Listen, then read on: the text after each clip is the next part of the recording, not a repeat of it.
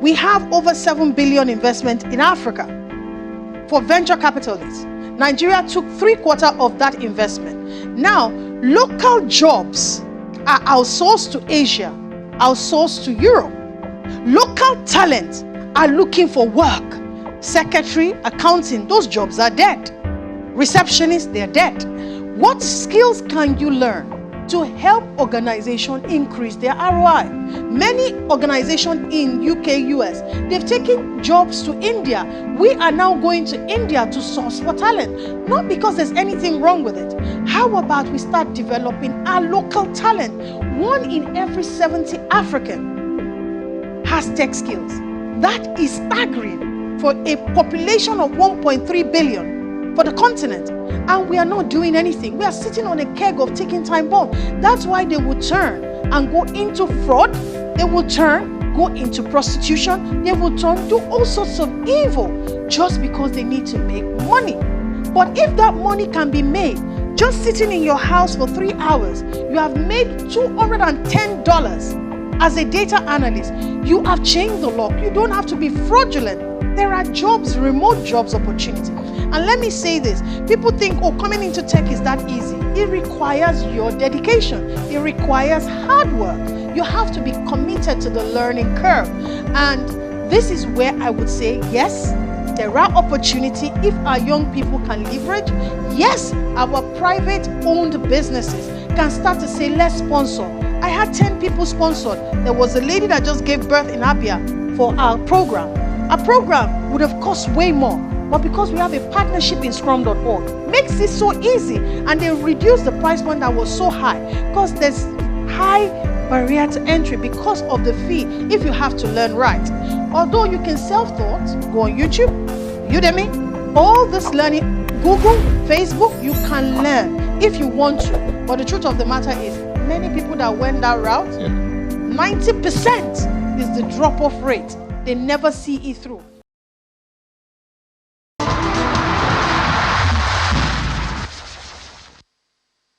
Hello there, thank you for staying with us and welcome to another edition of Channels Beam. I'm Victor Matthias. Now, at the beginning of the year, statistics released shows that the forecasting for the unemployment rate in Nigeria for 2022. Now, the report estimated the unemployment rate in the year at nearly 33%. That's a 0.5% increase from the previous year at 32.5%. Now, while there are many reasons behind the rising numbers, on the program today, we will be looking at ways the numbers can be reduced. But before we do all of that, let's first of all take a look at the trending topics in the past week.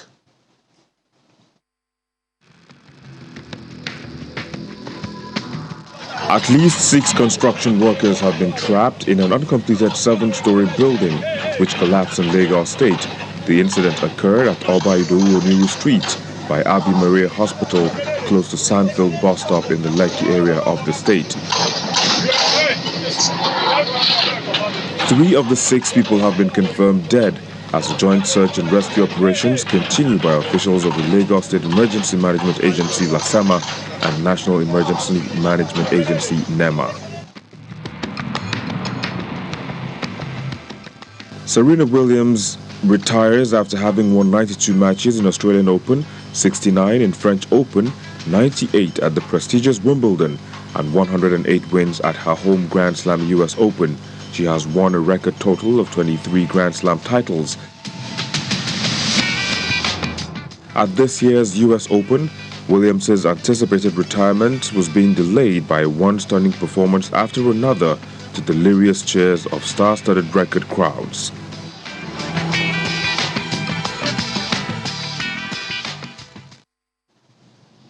Well, there you go. Those were the trends. It was mixed feelings here and there. But moving on, as we kickstart the show, you can be a part of it. You can just tweet at us at ChannelsBeam, at ChannelsTV, at Victor_MBIDI. You can use the hashtag ChannelsBeam as well as the hashtag unemployment. But joining us now to look at today's topic, we have with us Mercy George-Igbafe. She is a certified Microsoft trainer, a professional Scrum Master, and digital marketing professional. She joins us right here in the Lagos studio. It's a pleasure to have you on the show today, as always. Thank you so much for the honor. I don't take this for granted. Thank you. You're welcome again. So, I mean, so much is going on as regards unemployment, underemployment, and one of the way out of this, as has always been said, you know, is tech. But hey, I mean, even with tech, we still have those numbers high. How can we bridge that gap, you know, with what we have? Thank you for the question. How can we bridge the gap? First, you know, back in the days, Nigerians' GDP was $24 billion. Recently, it has risen to 432 billion, you know, our GDP. Anyway, it's not about that. Let me come back to why we have high rate of unemployment. There's quite a lot of problems. And for me, I don't want to focus on the problem. I like to focus on the solution. Why we have unemployment, our education system, it's not properly structured. Number two, our curriculums are not great. Our children are learning 2 times 1, learning A for apple in 2022. Whereas back in the Asia, from age 6, they are exposed to tech to start developing product, developing project, and that is a game changer. So why do we have high rate of unemployment in Nigeria? It stems from, number one, our education curriculum being a major challenge. Number two, the lack of tech skills. Yes, Hootsuite released a report in 2021 and January, and it showed that Nigeria was number 1 on social media ranking. Okay? So it means that we are online, but we are not necessarily learning. We are online, we are not learning. Yes, we have a poor educational infrastructure, but you are active online. Question is, what are you learning? So according to IFC, I always like to put this in. Projection 2030, 230 million jobs in sub-Saharan Africa alone. But there's a major shortfall. 1 in every 70 African has tech skills. Kenya is rising in tech economy, Rwanda. Name all the countries that are embracing tech. Similarly, Nigeria with over 7 billion investment from venture capitalists in Africa. So they understand that, number one, we have the population. Number two, if we have the right infrastructure provided by the government, that we will change the game. If we can overhaul our education system, then we will change the game. So take, for instance, ASU has been on strike for the last donkey months. I don't even want to go there. Whereas the children of the elite are getting graduated from all these Ivy League schools abroad, and they are demonstrating the opulence on the internet. You understand? My child is a graduate of Harvard, of Yale, of all of these schools. It was built by people.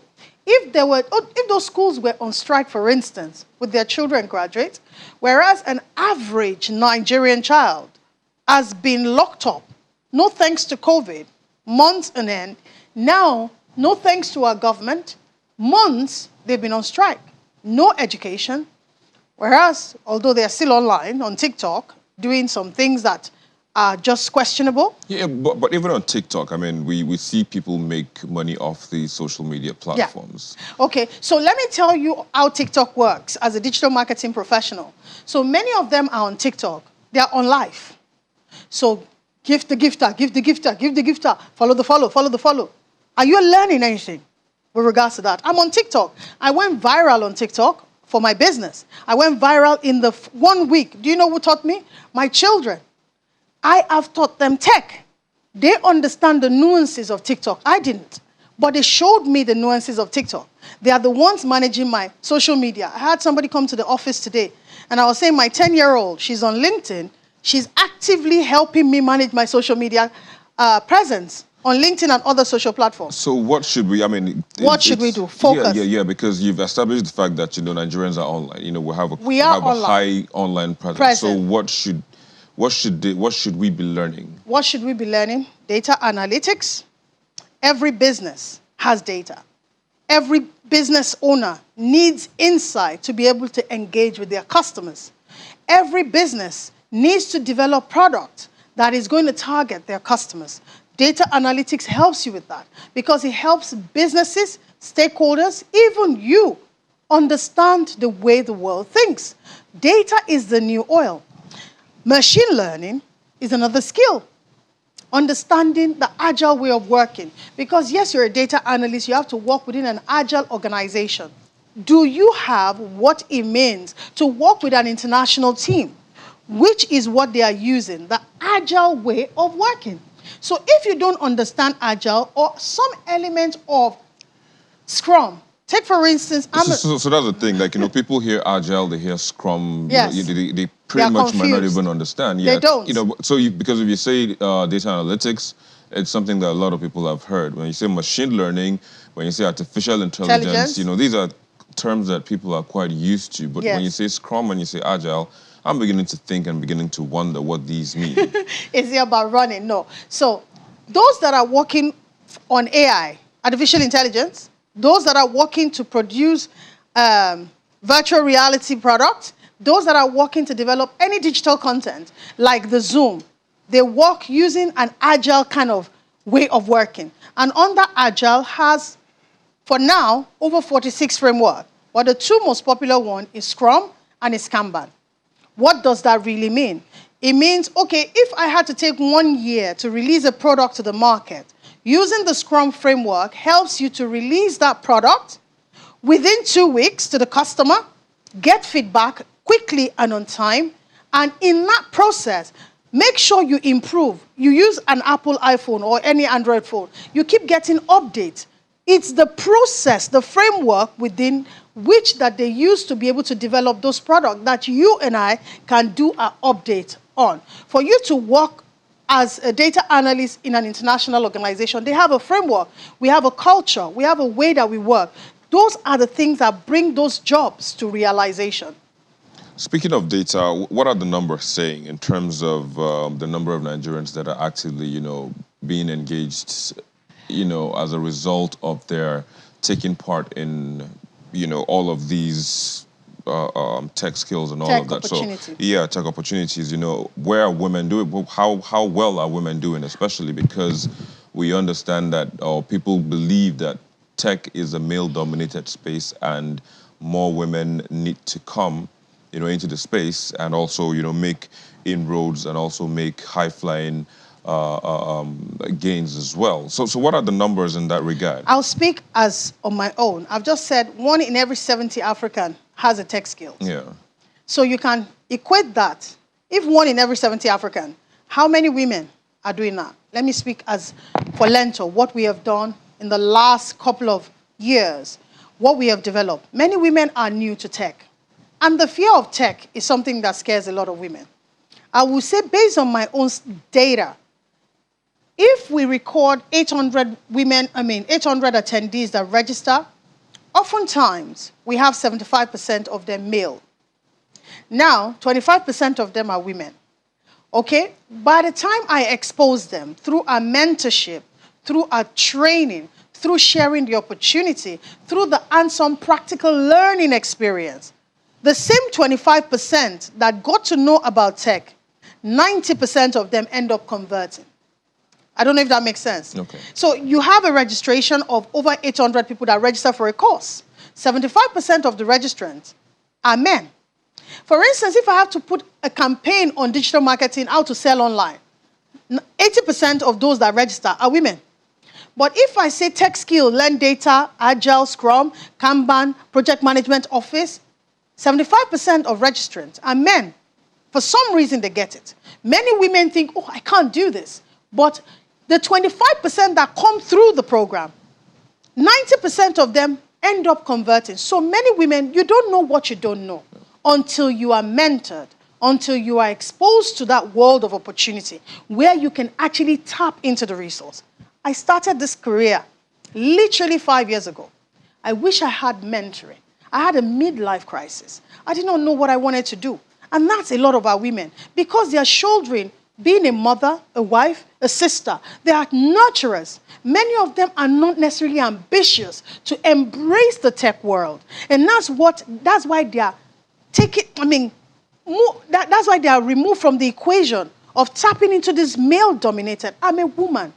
I almost committed suicide last year doing this job because I've had to bootstrap every single money I had was put back into the business. It was so hard because I don't have support. So are the story of a lot of women.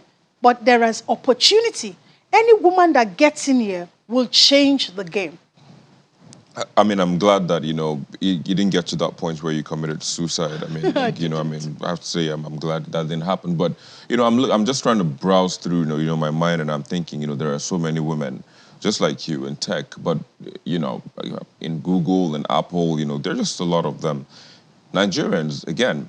And I'm thinking, because you mentioned something about mentoring. Mentoring. Is there any mentorship program? Yes. Going on to see that you have more women or you attract more women into the space? So for us, we do that. There's so many organizations that create such platform. I'll speak Africa Agility. Anu Golpad, she's doing a good job. She has been able to transform young girls into tech and giving them opportunity. There are quite a lot of platforms like Learntor in the world doing that, trying to help our young people, although our own, she's focused on the demography of 18 to 25. I look beyond that because there are many women in my age demographic that do not have the fighting chance to be able to get into this space, but they are experienced business people. They have acumen for strategic thinking. So this is where I come in with the program that we run, a program and some practical that we help you to navigate. It is important because if you don't have a mentor that shows you the path, yes, we have a lot of women in tech. How much help are we rendering to other women? You hear the phrase, women helping each other. I don't see that a lot. It's on the social media as a way of campaign, but in actual reality, it's not the case. So we need to do more to encourage more women in the age demographic from 50 below, even some elements of them above, because they have expertise and they can help with their business acumen revolutionize businesses that are dying and dwindling every day. And women should not be scared of tech. I had a 65-year-old. She was an executive director on our program. And she said, Mercy, what I know today, I wish I knew when I was in my 20s. I would have changed Nigeria. And that's a fact. So is an MD that went through our program, a former MD of a bank. So there is opportunity in the tech space. But where you learn the tech skill is another issue. There are lots of fluff online. You can learn on Google. You can learn on YouTube. You can go watch tech. So you can pretty much be self-taught. You can be self-taught, but it takes a longer journey. Indeed. Let me just hold you there for a bit. We need to take a break, and Okay. of course, when we come back, we'll look at the economics, of getting into tech. Well, that's in a moment. Please stay with us.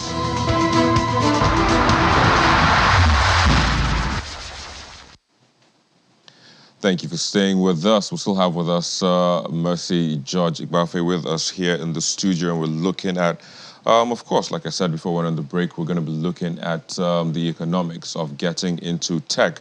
Mercy, if you take a look at what we have right now in the country in terms of the economy, in terms of purchasing power, in terms of inflation, in terms of, I don't want to go because it's just a lot. For people who are going to be joining or who are going to be trying now to get into tech, both male, female, students who are at home, the economics just don't work. Like how much does it cost to get a hardware, like maybe a laptop or a 5G enabled phone now that we've rolled out 5G in the country? And, to purchase data, to be, if they want to self-learn, to be on YouTube and on Google and all of these platforms, looking at the economics of all of this, how easy will it be, for anyone to take part in this? The irony is it is easy and it is not easy because the average Nigerian person can't afford a laptop, can't afford a phone. No, they can. I take that back. The reason I say they can is, if you see the average Nigerian youth, they use the most expensive iPhone 13. iPhone 13 is over $1 million. A laptop would probably cost 200 and 300,000. It depends on the specification of the laptop. Minimum, maybe 200,000. So, but not necessarily every Nigerian child can afford it. Some privileged, some that have worked hard, that have understood the dynamics of making money, i.e. through Forex or whatever it is, and they've saved. They have a phone of 1 million. I understand iPhone 14 is coming out. Nigerians are going to buy. We are consumers. They bring those things to Nigeria, they sell. Now, back to the question that you've asked. How easy or accessible are these tools for an average person to buy? According to Insight statistics, it showed that Nigerian mobile phone penetration is over 115%. You wonder, how is it over 100%? You and I, we have like 2-3 phones alone. I have one. Yeah, no, some people have 2. In my household, we have maybe about 8 or 9 phones. My children, I told you they are my digital marketing professionals. Okay, so they have to work.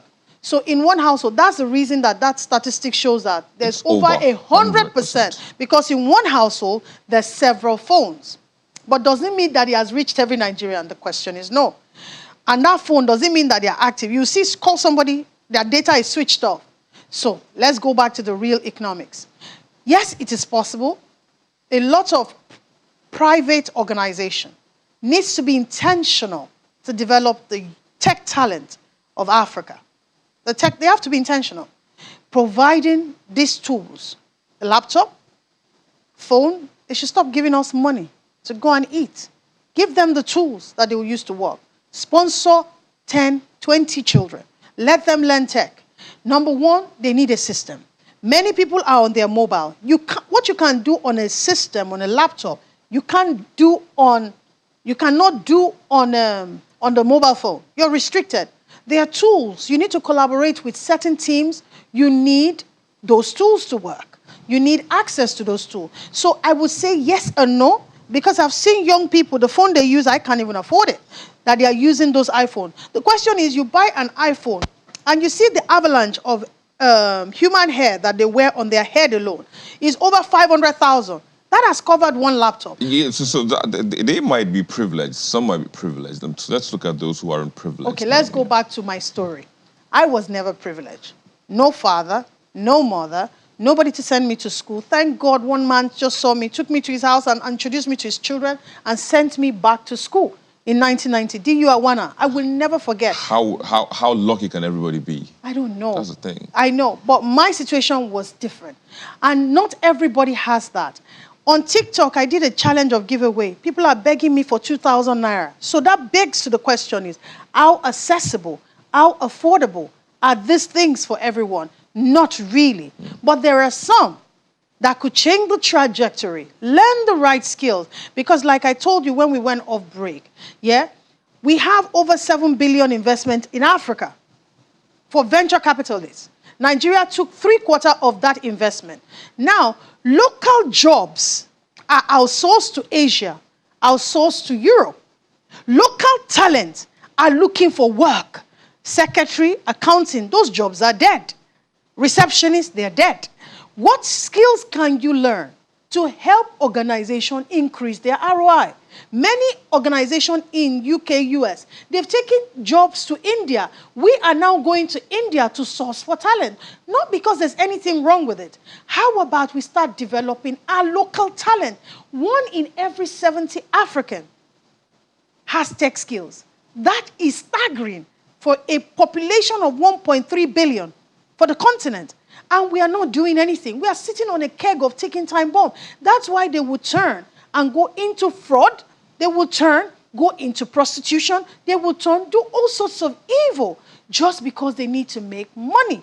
But if that money can be made, just sitting in your house for 3 hours, you have made $210 as a data analyst. You have changed the lock. You don't have to be fraudulent. There are jobs, remote jobs opportunity. And let me say this. People think, oh, coming into tech is that easy. It requires your dedication. It requires hard work. You have to be committed to the learning curve. And this is where I would say, yes, there are opportunities if our young people can leverage. Yes, our private-owned businesses can start to say, let's sponsor. I had 10 people sponsored. There was a lady that just gave birth in Abia for our program.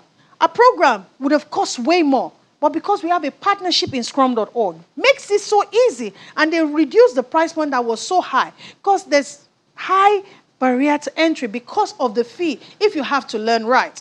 Although you can self-taught, go on YouTube, Udemy, all this learning, Google, Facebook, you can learn if you want to. But the truth of the matter is, many people that went that route, 90% is the drop-off rate. They never see it through. So that mentoring, that mentoring, training, I guess that's pretty much, the key to all of this, because you even have those who already have the skills, but brain drain again, they decide to, shoot out of the country. But then let's hope, everything turns out well and right. But I have to say thank you for joining us on the show today. Thank you so much and sharing your thoughts. Hopefully people would, get in tune and get in line, and also instead of just being at home this period, to do all of that. But again, thanks for joining us on the show. Well, that's where we are. We'll now leave you with the most viewed videos on our YouTube channel in the past week. I'm Victor Matthias. Thank you for watching.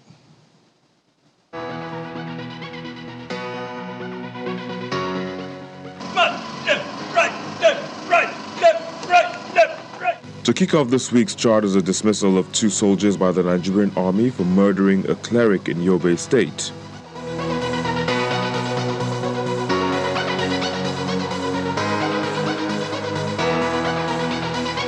It is followed by the arrest of an ex-soldier supplying arms to terrorists in Zamfara.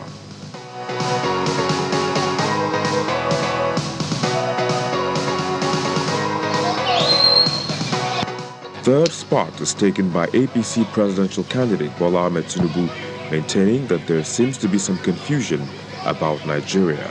You will help build not the institution,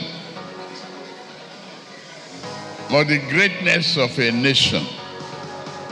It's on your shoulder, it's on mine, and we must build it together.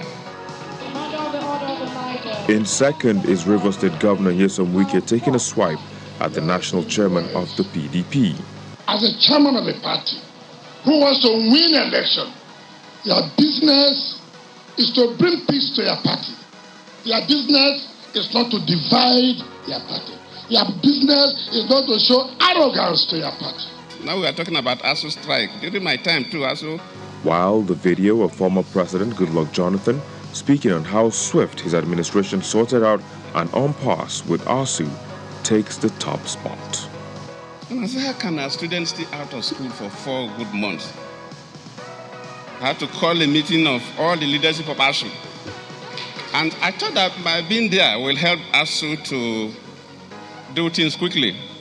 But we spent the whole night. Before we finished, was like 5:30 a.m. before we concluded.